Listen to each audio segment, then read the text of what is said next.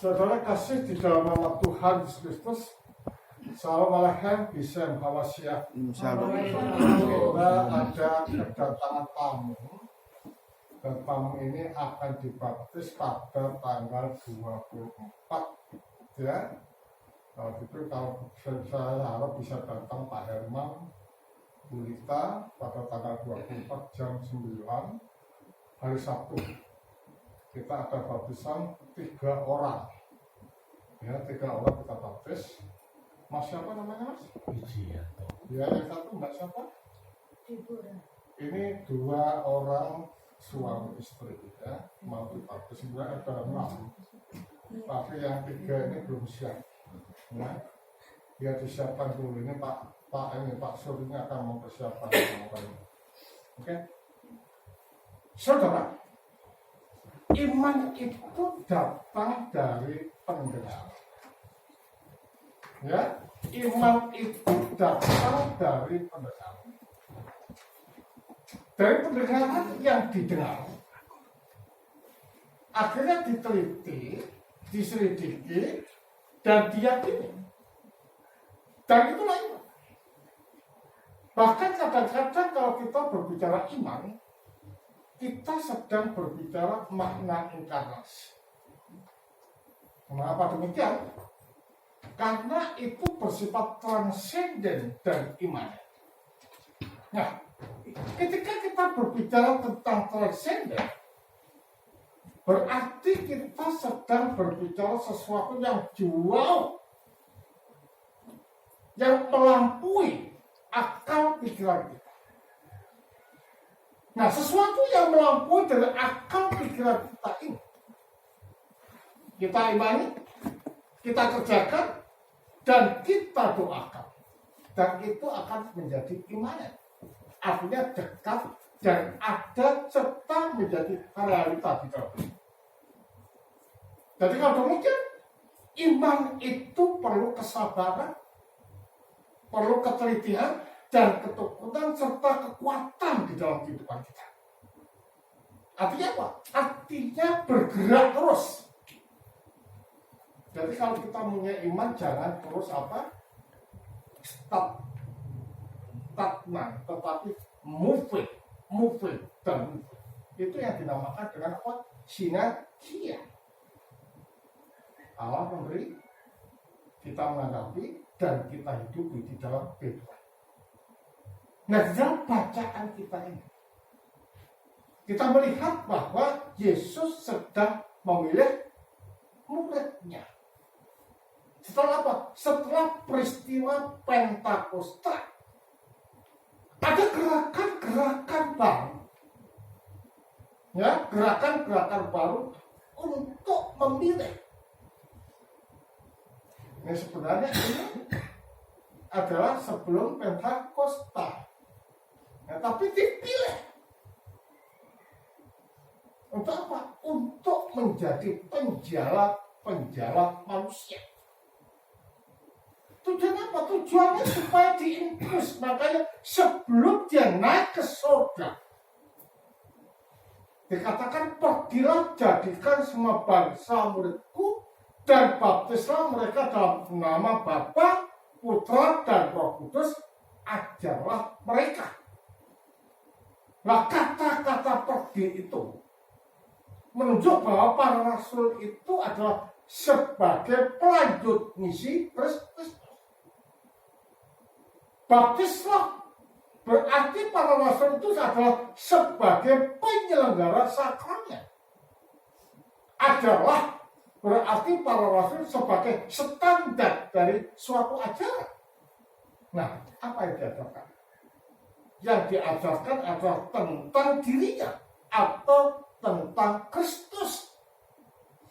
Maksudnya bagaimana? Kristus yang nyata, bukan ideologi manusia, tetapi ada dan hidup bersama-sama dengan gerejanya. Nah, karena itu mengapa murid ini dipilih? Kita lihat di dalam Matius tadi, Matius 18 ayat yang ke-2 sampai 23. Demikian.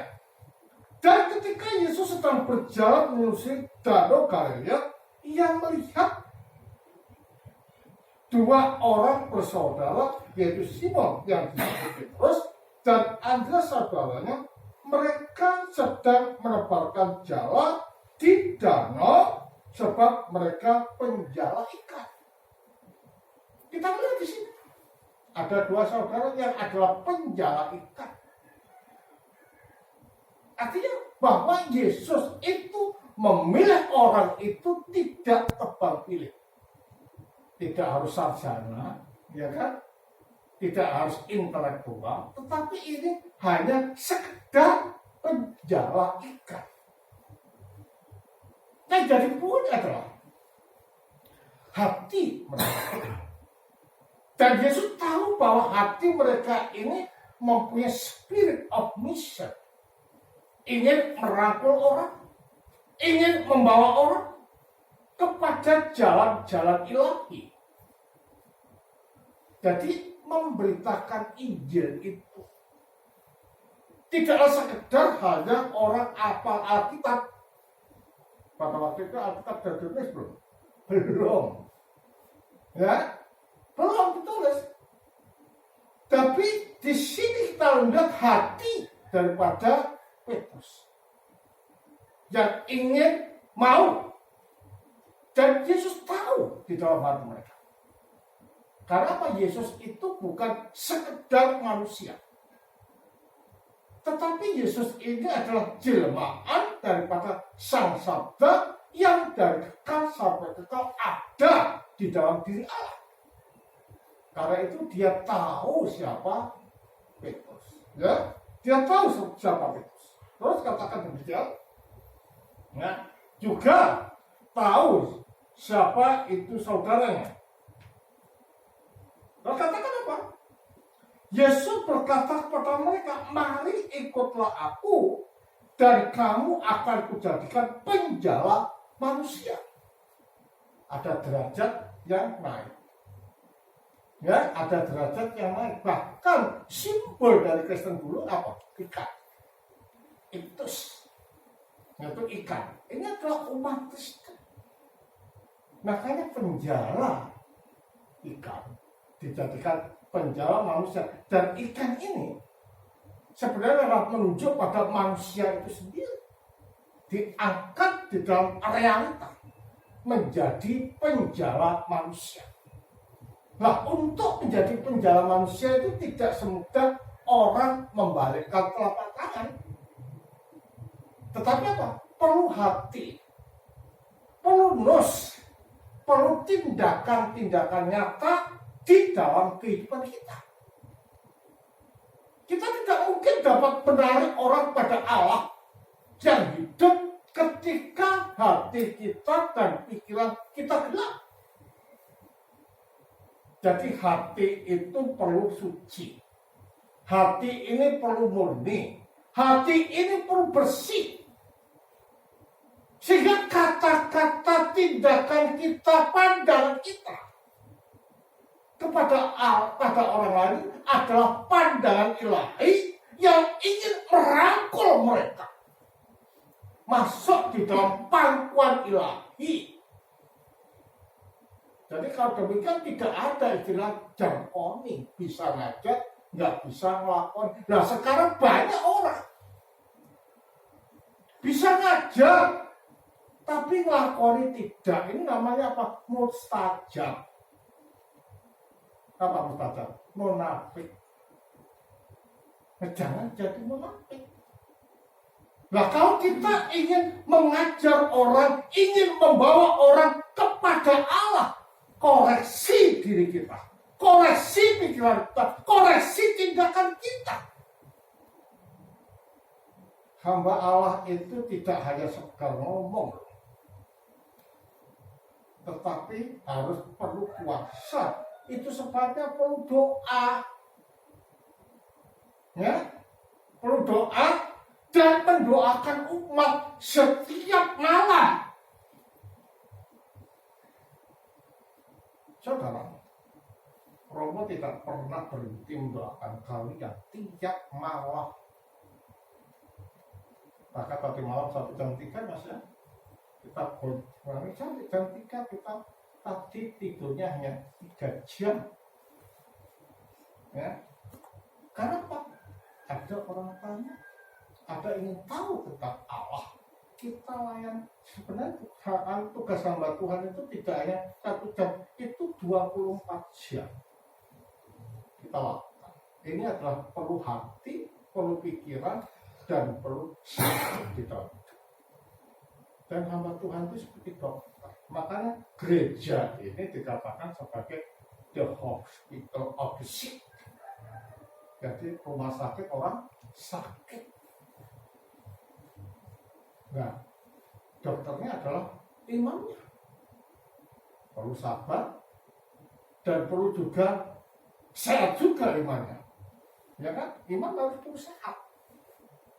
Kalau imamnya tidak sehat, yang sehat bagaimana bisa mengobati orang-orang yang sakit? Karena kita semua sakit.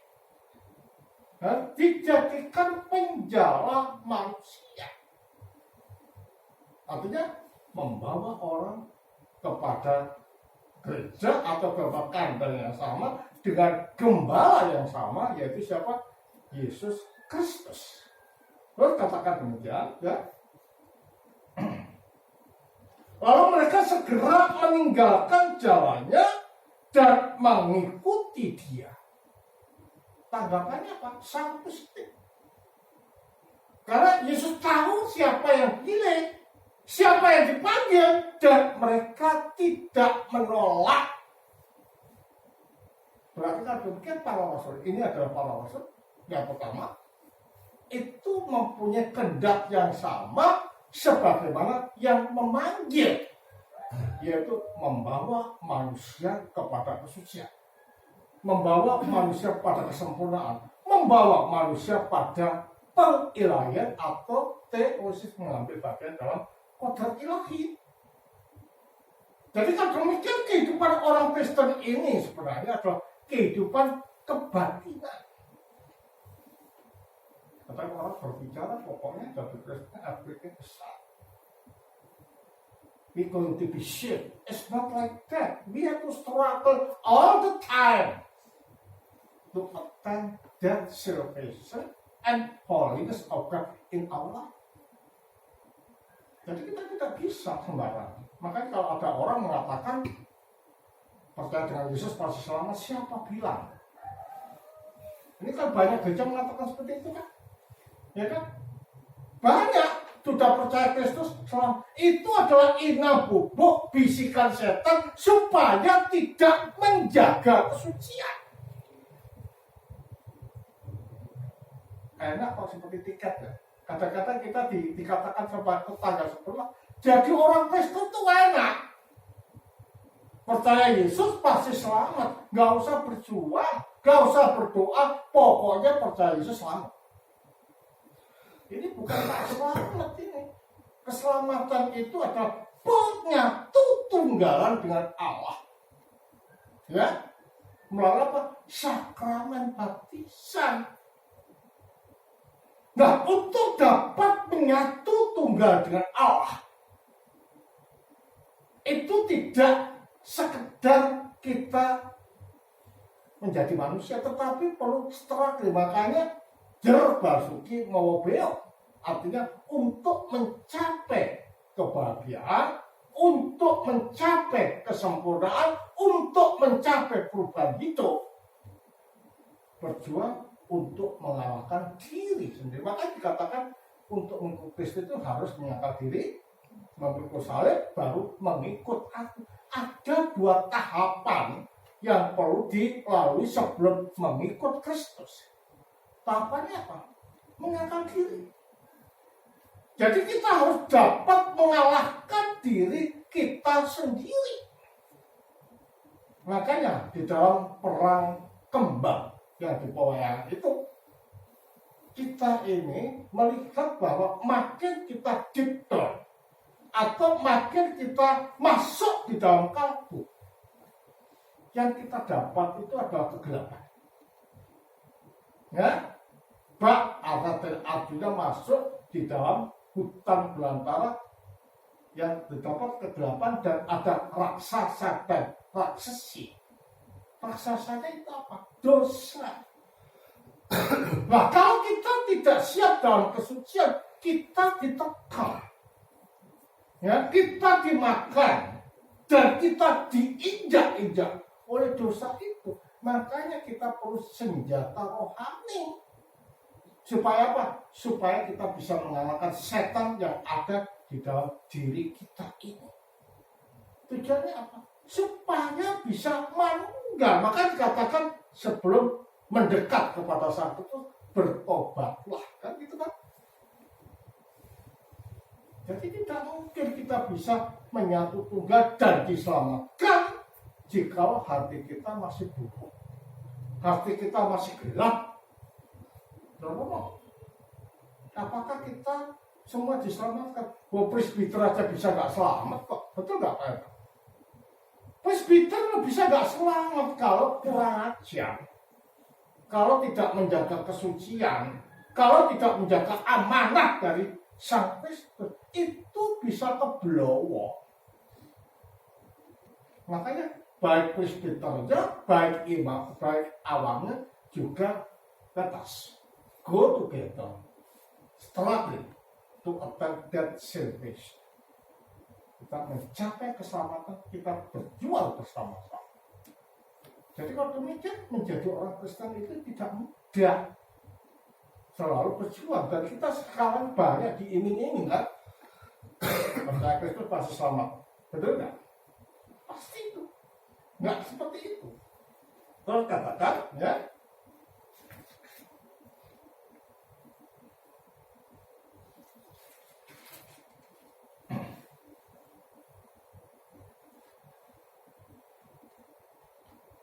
Dan setelah Yesus pergi dari sana, dilihatnya pula dua orang bersaudara, yaitu Yakobus anak Zebedius dan Yohanes saudaranya, bersama ayah mereka Zebedius sedang membereskan jala dalam perahu. Yesus memanggil mereka dan mereka segera meninggalkan perahu serta ayahnya lalu mengikut dia. Jadi ada panggilan dan ada respon. Nah, dari sini kita dapat melihat bahwa hati nurani mereka itu terpanggil.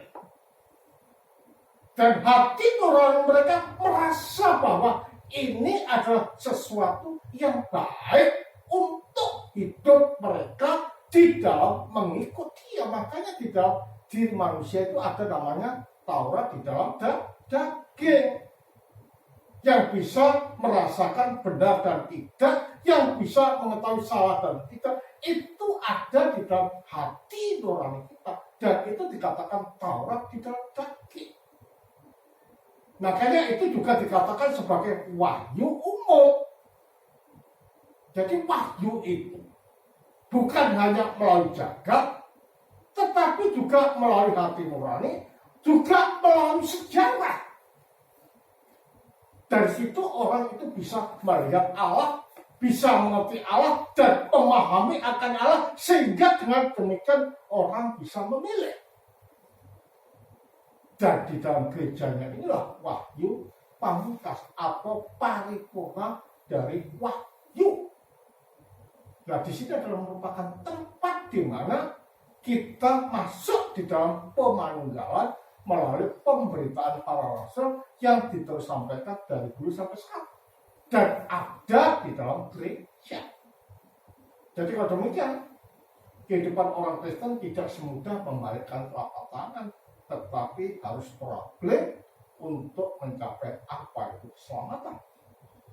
Dan para rasul itulah sebagai standar daripada suatu ajaran yang diajarkan apa? Kristus. Makanya kalau ada orang yang mengajarkan sesuatu yang salah, dikutuk. Bahkan malaikat pun juga dikutuk. Jadi kalau demikian memberikan ajaran ini tidak boleh sembarangan, harus ada mata rantainya. Siapa? Para rasul. Jadi dengan demikian para rasul adalah merupakan standar daripada suatu ajaran dan ini dipilih oleh Kristus. Loh apa? Bukankah mereka ini hanya tukang peraih apa sepitan itu? Lah mereka ini sedang berguru pada sang hikmat, ya kan? Kristus kan hikmat Allah. Lah mereka guru dari sang hikmat berarti lebih dari profesor. Hikmatnya, pengetahuannya, tindakannya, sikapnya, cara pandangnya. Makanya kehidupan kita ini diarahkan untuk masuk di dalam titik nol, menjadi orang yang tanpa dosa. Makanya ada namanya 3O, ortodoksia, ortolatria, dan ortopraksia. Tujuannya menarik pada titik nol, kita disucikan, kita dibenarkan, dan kita disempurnakan melalui gereja dalam sakramen. Jadi minggu ini adalah kita diingatkan para rasul sudah standar suatu ajaran dan pelanjut daripada misi kita. Harusnya kita mempunyai semangat sebagaimana para rasul dipanggil oleh Kristus. Mari kita semangat dan kita gerakkan di Mojokerto lebih banyak lagi. Mas Afan ada tugas paling banyak untuk memiliki ya. Tuhan memberkati. Amin.